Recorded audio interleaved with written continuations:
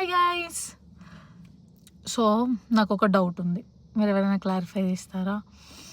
Like పాస్ట్లో నేను చిన్నగా ఉన్నప్పుడు, లైక్ 10th క్లాస్, మా మమ్మీ ఏం చెప్పిందంటే, నీకు 10 points వస్తే పక్క జాబ్ వస్తుంది అని చెప్పింది. మీ మమ్మీ వాళ్ళు కూడా చెప్పారా?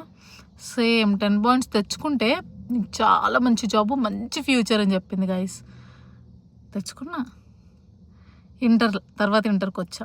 ఇంటర్లో కూడా సేమ్, సరే 9.8 సంథింగ్ ఎంతో వచ్చాయి, తెచ్చుకున్నా. ఇంక ఇది ఒక్కటే లాస్ట్. ఈ ఇంటర్ తెచ్చుకుంటే నీకు మంచి లైఫ్, మంచి కెరియర్, మంచి పాత్రలో ఉంటావు. తర్వాత బీటెక్ వచ్చింది, బీటెక్లో అది చెప్పింది. తర్వాత మాస్టర్స్కి వచ్చా గైస్.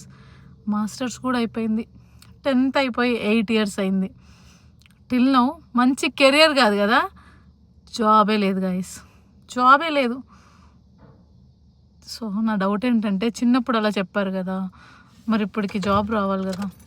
8 years జాబ్ ఎందుకు రాలేదు?